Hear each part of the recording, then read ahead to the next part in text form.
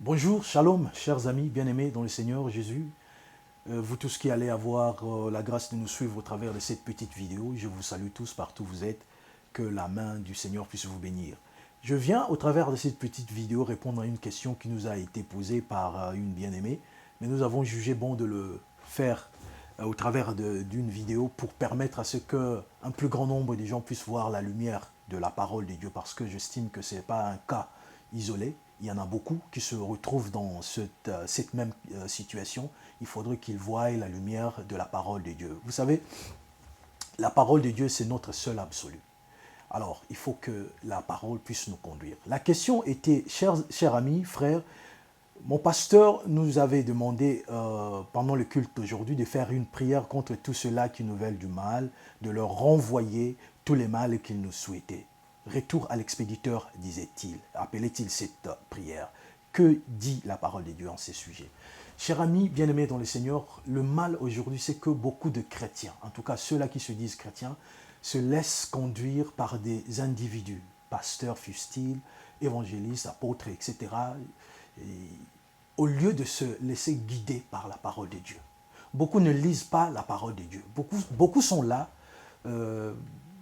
promptes à dire Amen à tout ce qu'on leur dit, sans pour autant vérifier dans la parole si cela est vraiment la parole de Dieu. Comme dit la parole, dans les derniers jours, beaucoup se donneront de faux docteurs. Les gens qui leur diront des choses qu'ils veulent entendre et non pas la parole de Dieu. Et beaucoup se détourneront de l'évangile du Christ pour se donner à des fables, à des doctrines des démons, etc. Et c'est ce que nous voyons aujourd'hui. Beaucoup ne veulent plus voir ce que dit la parole de Dieu. Beaucoup créent des doctrines qui leur sont propres à eux. Beaucoup ne veulent plus entendre ce que dit la parole de Dieu. Ils créent des doctrines que personne ne comprend, que vous ne trouvez pas, qui n'a pas de soubassement dans la parole de Dieu. Et il y a beaucoup qui tombent dessus parce qu'il y a des bonnes paroles, parce qu'il y a des bonnes promesses, parce qu'il y a des choses qui se disent là-bas, alors qu'il faudrait lire la parole de Dieu. Est-ce qu'un enfant de Dieu, un chrétien, doit faire la prière, une prière de retour à l'expéditeur? Nous allons voir ce que nous dit la parole de Dieu en ce sujet. Si nous lisons dans le livre de Romains, chapitre 12, le verset 14, écoutons bien ce que nous dit la parole de Dieu. Bénissez ceux qui vous persécutent. Bénissez et ne maudissez pas. Bénissez ceux qui vous persécutent. Bénissez et ne maudissez pas. Vous voyez là, le verbe bénir revient 2 fois pour préciser réellement un enfant de Dieu ne doit pas maudire. Un enfant de Dieu ne doit pas maudire. Alors, ils vont venir, ils vont vous apporter des théories, des philosophies, des choses pour vous perdre, pour vous ramener derrière le mur, dans les ténèbres. Parce qu'ils ont un seul problème, ils ne supportent pas la vérité. Ils ont pendant trop longtemps été dans le noir eux-mêmes. Et au rencontre de la vérité, ils ne se courbent pas parce qu'ils ne sont pas de Dieu. Alors qu'un enfant de Dieu, lorsqu'il écoute la voix de Dieu, même s'il était avant dans l'erreur, il se repent. Il se repent, tout simplement. Bénissez et ne maudissez pas. Ça, c'est ce que dit la parole de Dieu. Un enfant de Dieu ne doit pas rester là en train de faire des prières, des malédictions. Parce que la Bible dit, de la même bouche que sorte la bénédiction, ne doit pas sortir la malédiction. Or, lorsque tu fais une prière, tu retournes le mal à celui qui te l'avait envoyé. En effet, tu es en train de maudire. Tu ne fais rien de différent. Tu n'es pas devant Dieu, devant les yeux de Dieu. Tu n'es pas si différent que cette personne méchante qui te persécute, qui te veut du mal.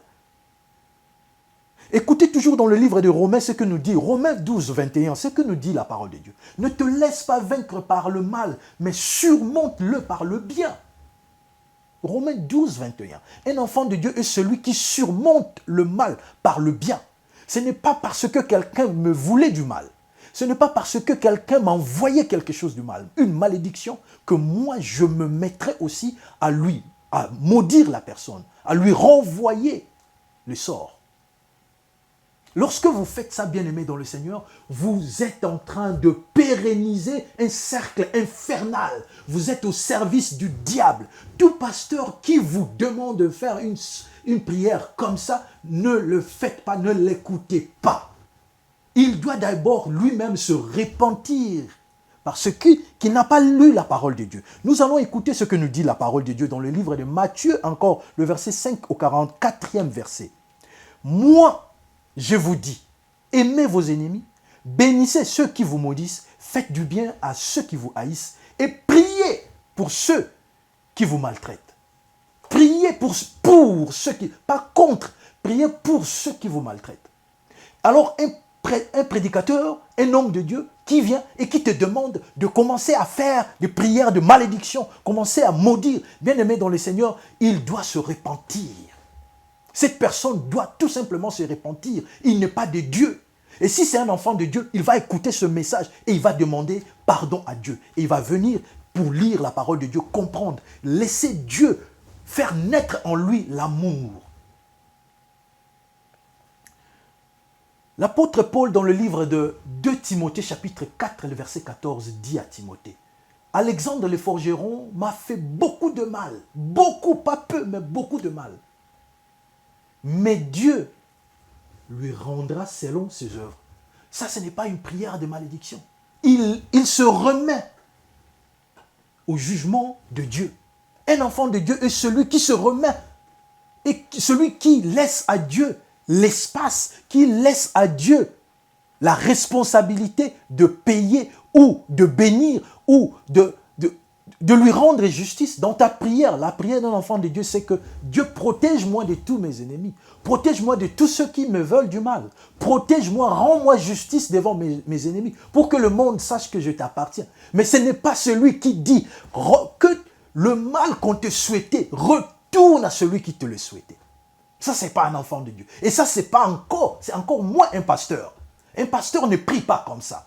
Tout pasteur qui prie comme ça, bien-aimé, il doit se repentir. Il ne faut pas l'écouter. S'il écoute ce message et qu'il se repent, c'est un enfant de Dieu. Mais s'il s'entête, parce qu'il y a beaucoup qui s'entêtent, qui sont aveuglés par leur, je ne sais pas moi, notoriété, leur popularité, le nombre d'années qu'ils ont fait dans le ministère, ne sachant pas que Dieu ne compte pas tout ça. Il faut rester dans la parole. Vaut mieux la fin d'une chose que son commencement, nous dit la parole de Dieu.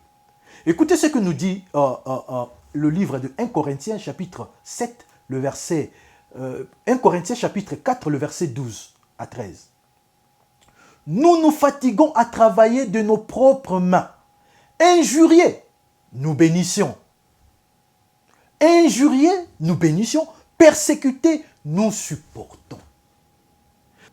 Ils étaient injuriés, insultés, mais nous supportons, nous bénissons. Quand tu m'insultes, quand tu me veux du mal, moi je mets mes genoux contre terre et je demande à Dieu de me protéger contre mes ennemis.